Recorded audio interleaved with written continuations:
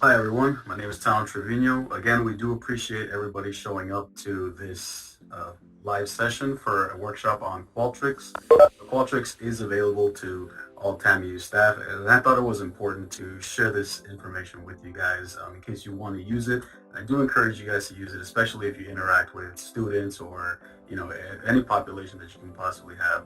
So on our website, on the ARC website that you see on screen, you can actually see there's a professional development webpage, and that link is on the chat. If you guys would like to view that, feel free to. We also have some other workshops too. They're a bit catered more to graduate students. A big primary function that our office does here is assist graduate students as they navigate their journey towards earning their master's or a PhD degree. So Qualtrics XM. So essentially what Qualtrics is an experience manager. Now what it means by that is, it's a way to record different information that is collected for your specific office or for your specific project. If you're a student, this workshop will cover how to make surveys using Qualtrics. Now, this is a really good tool because you can export it to, manipulate your data in any way that best suits your specific project or your office. Again, my name is Tano Trevino, and we're calling in from the Graduate Student Academic Success Center as part of the Advancing Research and Curriculum Office that primarily helps graduate students navigate their journey throughout their master's degree. All right, so what is Qualtrics? Qualtrics is an online survey tool. It's an efficient way to monitor experiences, an excellent way to gather information or collect documents, and to gather experiences as they change through time. So you should monitor how these may impact you. Now, Qualtrics gained a lot of popularity within these past few years because a lot of organizations have moved to an online service. And with that, experiences change. A lot of the times that we interact with companies or any organization these days is online. So it's very important to record how exactly people are experiencing the services that you are providing as we make this transition. As we navigate towards online, it's good to measure different survey tools as they come out. That way you can truly understand how your organization is being perceived. A big part of working efficiently and making changes when necessary is understanding how you're being perceived by your target audience. So the Qualtrics is available to everybody as long as you have the single sign-on, which is for students, faculty, staff, basically all of the TAMU community. We go over how to log in. It's pretty simple. You just go to tamiu.qualtrics.com and you sign on with your single sign-on credentials, and that should get you into the full access for Qualtrics where you can start crafting your surveys. In this workshop, we will cover how to create a survey, how to choose what type of survey questions to use, how to distribute your survey, and how to export your data, and as well as some other additional services provided by Qualtrics. Now, most of the people that are joining us today have never used Qualtrics before, so this will be a very preliminary look at how Qualtrics functions. If you guys wanted a more in-depth and technical skills workshop, we can provide that at a later date. So to create a survey, it's as simple as following the login information right here on this slide, and then creating a project right here. This should be on the home page as soon as you log in. Now, once you do that, it's as easy as choosing from a variety of templates that have already been set up by Qualtrics if you'd like, or you can start making a survey from scratch. Usually, if you wanted a very personalized survey, you would tend to do a survey from scratch. Now, it all depends on the type of information that you're trying to gather and who exactly you're going to be sending it out to. So once you click make a survey from scratch, you would get started, and then it will take you to this following screen where you can name your project and choose a folder as to where your project is going to be located, and then to know if you're going to be importing a specific file type. Now, a QSF file that you want to import is usually a file that is meant for Qualtrics. It has all of the formatting done for you, but in this case, if this is your first ever survey, you would just create a blank survey project. So again, just to reiterate, as soon as you're on the home page, you go to create a new project, go to survey, and then get started. So you do that, you select the specific folder. Now, here at ARC, we do a lot of different surveys, so I separate mine into different folders. Like I have one for orientations, for our supplemental instructors. It all depends on what your organization does. And I think it's really important to distinguish exactly, what type of surveys are, more common than others. And there's actually a way you can duplicate, certain surveys to, use them again for a different point in time. So you create a blank survey here. Okay, so once you create your survey, you'll get a screen just like this one, where you have your specific survey here with a variety of different options that you can choose from here as you edit, you edit your question and have your different questions here. Now, to identify these specific locations here, we have the builder, which lets you manipulate the different question properties with all of these different options, and the question type, which we have multiple choice, open-ended. It really, just depends on what type of information that you want to collect. This section here is known as the question block, and this is the different units of your survey, and you can edit directly on the question block if you'd like to, have specific formatting, like a specific font or size or anything like that. Okay, so on the first page, as you can see here, we have the question type as multiple choice. This is where you can enter a question and then have your different choices here. This following screen, we have another one that's a text entry, which lets you have an open-ended question. So like if you're asking someone for their age and you just want to leave it open, you can, just have a blank space there and then they can type it in. Or if you have a question that's asking for additional comments or suggestions, you can put it here and then it'll be part of your survey where they can type as much as they want. We also have a matrix table here. Now this is more if you want like a scale, which is really good for analysis, especially if you're a student and you have a like scale. This will give you a kind of idea on how effective your, or rather, it lets you ask a bunch of questions in a shorter amount of time. So for this one, I put an example here. Please rate your experience, like let's say for this workshop. First one is, I learned a lot from this workshop, from strongly agree to strongly disagree. I would attend the following workshop again, and it needs to be, an odd number. That way it has that even distribution. And you'll notice as we move forward that Qualtrics actually analyzes a lot of the statistics for you. That way you can optimize it that best suits your needs as they come up. Very handy for students and for staff alike. Okay, so as we get into the individual questions, you have options to edit the specific questions.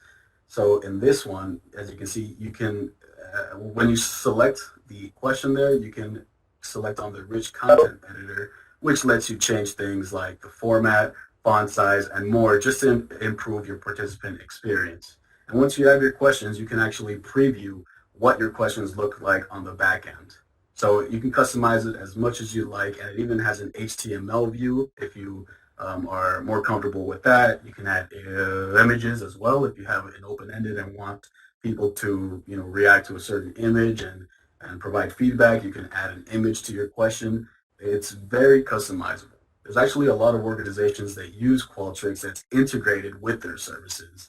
Amazon being one of the biggest customers of that. They actually, Amazon actually provides Qualtrics to all of their employees as well, just so they can look at how customers are, perceiving their company, and they see all the statistics too. And I'll also share here how you can collaborate your specific survey with your team. That way everyone's in the know.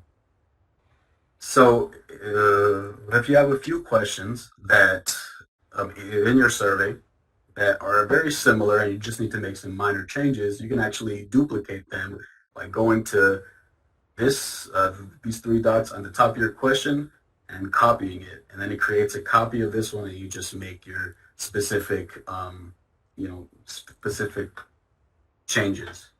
Something I do like about Qualtrics as well is that as soon as you start writing one of these scale points, like, in this case, I type strongly disagree, it automatically set it to somewhat disagree, neither agree or disagree, and so on and so forth. So it really tries to, encourage you to use, like scales or gather information that can then be analyzed to its fullest capabilities so you can get the most out of your survey afterwards. So if there's a certain amount of questions that you wanted to ask on the first page, then you want the questions later on to appear on a different page, you can actually add a page break. Now, this is only available if you have more than one question, of course. So as you add more questions, you'll notice this pop-up appear, where you can add a page break to your survey. That way you can spread the questions out, and also so you can, omit certain questions if they're not applicable to a specific respondent. Something I do want to stress here, especially when you export your data, is to change the question name, because when you export your raw data, usually comes out in an Excel format. So when you export your data in Excel, the only thing that'll appear is Q1. Now, a better way to identify what exactly that Q1 is to change it. So in this case, just an example, it's an experience rating, which is what this question is. That's just going to make your data a lot easier to read, and you won't have to go back and forth between the website and your Excel file to, decode exactly what it's supposed to mean.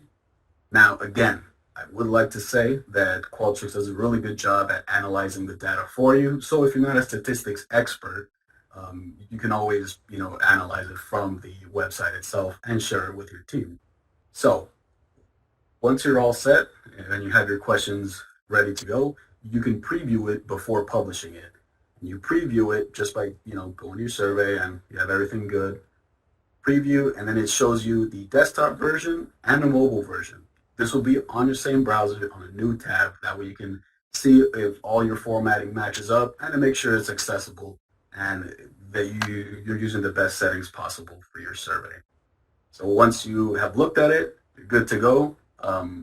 Qualtrics actually does another check just to make sure that it is accessible and it's as clear as possible. So when you're ready to publish, which means that that your survey will be sent out to your specific email addresses, or if you're going to make a QR code and everything, they'll have access to it once you publish it. Now, once you publish your survey, it means you're ready to distribute, and you'll get an expert review that will automatically check for any accessibility issues. And typically you want it to be great. Now, this can go down depending on the type of questions that you ask, but that's why they have that preview function. That way you can make sure that everything is available on both desktop and mobile versions.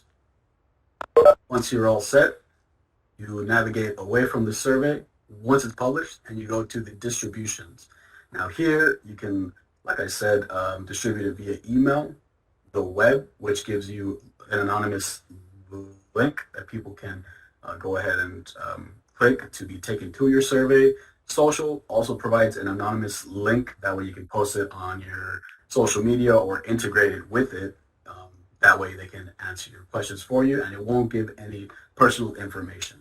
There's another cool feature that we're going to use today, which is the mobile feature. This provides a QR code, so people that want to take your survey and have their phone on them, they can scan the QR code and be directed to your survey. Of course, an online panel. This is probably the one that you're not going to use most often. I think that email, web, social, and mobile are going to be the primary ones that you use. There's also an easy way to do it by getting a single reusable link and just sharing it that way. But you can email them directly off of Qualtrics, which comes in a lot of handy because it handles all of the responses for you, and your inbox won't be flooded, and people won't reply back to you unless you want them to. So now I'm going to give a live demonstration on how this works. So I'm going to start a new tab. I'm going to navigate to Qualtrics. Now I'm already logged on. If you are, having any issues with logging in, make sure that you are following the correct URL, which is tamu.qualtrics.com. You may need to create an account if you've never logged on to Qualtrics before, but once you create an account, you sign on with single sign-on, and you shouldn't have any issues after that. So let's make a survey. So here we can create a new project, create a survey, and like I said, there's a bunch of these different templates that they have here. If you want to take a poll for demographics, if you want to know what your target population is, employee satisfaction for all of the customer service people in the audience today, or event feedback, which I'll probably use for today's event when I send everyone the survey for this one. But for now, we'll just make one from scratch so I can demonstrate these different features. Let me get started. This one, I'm going to type it live demo Qualtrics. I'm going to save it to my workshop questionnaires folder. And then I'm just going to have a blank survey here. Now, if I wanted to use a pre-existing survey, if I'm more familiar with it, I can use one from my previous files. But in this case, I'm just going to create a blank one. Okay. And here we are. So let's go ahead and navigate here. So let's say we want to ask something very general. How old? Now, I wouldn't like for this one to be necessarily 3 different choices. So what I would rather do is have maybe a text entry. So now people who get to this specific question, they'll just have a blank one, and they'll be able to add that in, add their specific age in. There's also a bunch of other ones here. And we'll be getting into a few of these, but I'm just going to demonstrate the most, used ones. So that's simple enough, right? Add a new question. Let's make this multiple choice. Let's do gender. Okay. And as you notice, Qualtrics automatically puts these suggestions here. I guess it picked up on the word gender, and it said male, female, non-binary, third gender, prefer not to say. Makes it very convenient. Add one more question. This one will be multiple choice as well. Let's do education. Back here. Let's say bachelor's, master's, doctorate. There you go, simple as that. Add a new question. Do another multiple choice here. So let's say that I want to know if this is a student, faculty, or staff, right? So then you'll choose from one of these. Let's do a few more here. Let's do a matrix table. This is be online.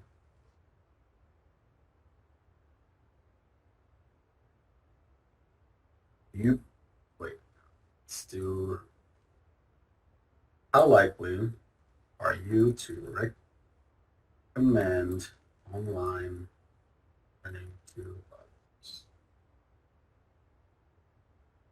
It automatically does extremely likely, somewhat unlikely, very convenient. All classes should be online. And when you do a specific matrix style like this, it's important to kind of mix up the questions. That way people don't answer the same response going down. So all classes should be online. No classes should be online.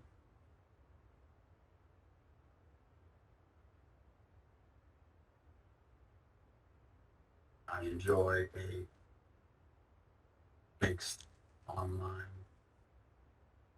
face-to-face experience. Okay, I think that's enough questions here.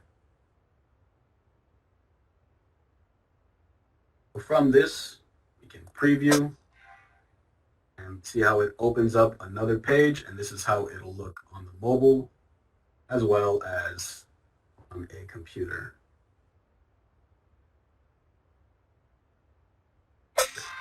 So once we're all set here, we're good to publish. It's telling me that it's great. Good to publish. It will activate it. Once it's activated, I can press this link.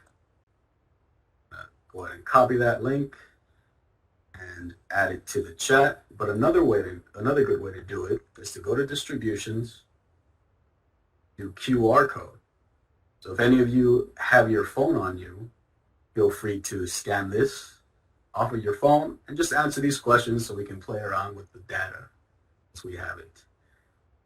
If you don't have your phone, go ahead and put it on the chat. Of course, the survey is optional and completely anonymous. Feel free to answer that right now.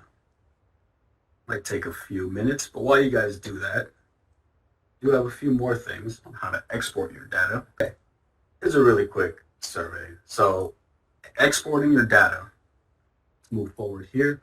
So to export your data, it's a really easy way. In case you didn't want to view your data on Qualtrics itself, you can export it and work on it offline. This is usually from a spreadsheet.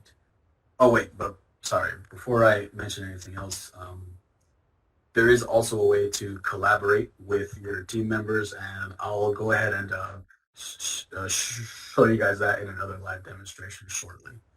But for the results section and exporting your data, you would go to Share Report, and you export your raw data. Now, exporting raw data will give you a spreadsheet of the data before a statistical analysis process. This is more if you are going to use this data on SPSS or any other statistical software, you know, like Jamovi or R. I'm speaking more towards the statisticians in the audience right now, but some people like to manipulate the data themselves. This is exactly how you would do it, and you know, the first line there would be your questions or your different variables. So this is a good way to do it and use it on your preferred software. Once you click those, you will be taken to this page where you can export it in a variety of different ways, including SPSS. You can download it to your Google Drive, XML, Excel. I think for most people here, you would prefer Excel. So once you select what file you want and you export your raw data, you just hit download, and then this window will pop up and let you download your specific data. But a better way, in my opinion, and I think something that pretty much everybody here would use to create like a meeting or something with your team, would be to create a report. That way people who aren't too familiar with statistics can read it and understand it without any issues and without having to run any analysis themselves. So to do that, you would just go to reports and you create a report, select a default report, and then what I like to do is still keep it as a spreadsheet, but it does include the question, the full question, and the full answers without them being coded on the specific spreadsheet. That way you can take a look at the question itself with all of the data. Now, on Qualtrics itself, on the website, you could always just go on there and it breaks it down pretty simplistically for you guys. But if you didn't want to do that and you wanted to work offline, creating a report would be the best way to do so. So just to talk a little bit more about this, there are some other resources if you guys are having any issues with Qualtrics or you have some quick questions that you want answered, like how do I duplicate the survey, or how do I delete a question, or how do I recover a deleted question. There's a really good Qualtrics support center that you can access with the help button, and you can just type it in like any search engine, type your question, and it'll have some suggestions there for you. Now, let's see if we got any results yet. We did. Okay. We got 3 pages of results here, which is good turnout, with a whole bunch of different responses. Gender, and like I said, if you wanted to know exactly how you should cater to your audience, notice here more than half, or about half, of those who responded, female. Interesting breakdown of percentages here. So 64%, 7.14 preferred not to say. Highest education level, looks like a good amount here are fellow master's degree holders or students, bachelor's as well. Good to hear. 57% hold a master's. And most of you guys are staff, which is good because staff has access to this specific software. So this is pretty interesting. A good way to look at exactly what we're doing right, what we're doing wrong. Now, here we get a little bit fancier. So let's see, all classes should be online. If you hover over that specific one, we have somewhat likely response for this one. I guess for these specific responses, it may have been better to say strongly agree to strongly disagree. But I think that you guys knew what I was trying to do here. No classes should be online. Strongly disagree, of course, because, you know, there's a lot of online programs here at TAMIU now, especially master's level courses. And I enjoy a mix. Looks like people tend to agree with that statement. So I'm going to have a meeting with, you know, my team. I want to see how we're going to move forward now that we have this data. Just going to generate a report. Now getting to the reports area. New report. Let's see. Experience with university, let's say. Create this report. Okay. Go to the results. Now it's going to have a default report. Can share. Let's do CSV. So let's say you didn't want to include any of these specific questions that might not be relevant because, you know, maybe the age has nothing to do with the education or, you know, anything like that. Maybe these variables aren't necessarily relevant to compare with each other, right? But we export this. Okay. Just a few seconds. Let's download this. Up. Show you what it looks like. This is one I like to do because it's easy to read. How old are you? All the responses. And it's just a real quick idea on what the responses were. That includes the minimum and maximum, the mean, meaning average, standard deviation, which is the differences between responses, variance, and the total count. So this gives you an idea as well as percentages that you can go through each question doing that. Now, if you're a student looking to do, you know, a statistical analysis, what you would do is share the report, and instead of clicking a CSV file, you would export the raw data. Go, and this is gonna be perfect to upload to SPSS or anything else like that. So let's go to raw data, and for demonstration purposes, I'm just gonna use Excel because I don't have SPSS downloaded to this specific PC. But you can also choose use numerical values. For the questions that you have, you can code them. You can code specific responses to specific values. Let's do choice text. It's always going to download it onto a zip file. It does tend to be a bit larger.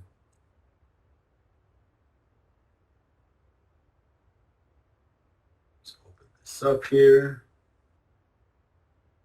All the statisticians might be familiar with this sort of format, where the questions are up here.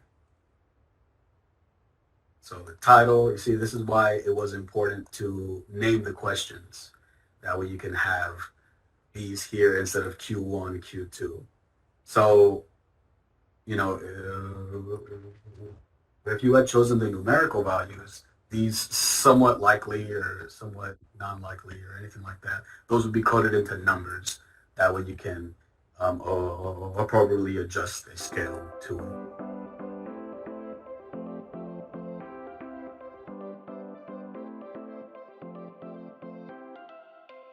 Again, if anyone has any questions, feel free to put it in the chat. Is there a limit to how many responses a survey can receive? There is no limit. You can pretty much, but you can set a limit, and you can make a survey expire. So once you're all done accepting responses, you can close the survey, and then no more responses will be sent to you, and your survey link will be deactivated. And so, you know, as far as a specific limit, that is up to you. Is there a limit of answer choices we can create for a multiple choice question? No, there's not. You can make as many as you want, and that's actually done right here. You go to the survey. Let's say for this one, number of choices, you can go as many as you want. But will we have access to Qualtrics for the foreseeable future? As far as I know, yes, we purchased a whole bunch of licenses. But yes, we do have access to Qualtrics for the time being. If anything changes, the TAMIU ARC will be in touch. But like I said, for the foreseeable future, it has been something implemented into the university. Can you use the same survey for a different event? Yes, you can copy the specific survey, make a duplicate, and then just make any specific changes that you need. And I do encourage that, especially so you don't recycle the same survey and you're able to distinguish two different things, especially if it's two different events. And then you can create a folder on Qualtrics to, you know, put all of those together. You see here, Hamid, to do a survey in Amazon Mechanica Turk, it requires a unique code to submit the response. How can we generate that code? Well, okay, so for that one, you would go to distributions, and then we have personal links, which will give you a unique code. If that's what you need, this is one way to do it. And you just generate your specific links. Now, this is if you have an email, like a list that you want to use. So if you're Amazon and you gathered a bunch of accounts already and you have a list of emails that you want to send out to, whether it's recent purchases or anything, you would upload that list here and it'll generate those unique codes for you. So we have, can more than one person manage a survey created? Yeah, actually. Let's go ahead and do that now. So, okay. For this one, what you can do is go to your projects. Now, the live demo Qualtrics, I'm going to go ahead and click these options here, click collaborate, and I can share it with my team. So we have somebody that works with ARC that we collaborate with, you know, regularly for these sort of surveys that we have for other projects we got going on here at ARC. Just add them over, and then you can type in a little message, but okay. And then she'll get a notification showing that this specific project has been shared over to them. And then they can collaborate it, take a look at the data, and they can run their own analysis as well. They can also add, change questions. It's a full access to that specific survey. And as far as these specific folders, though, they would be up to the person that has them, or sorry, the person that you shared it with.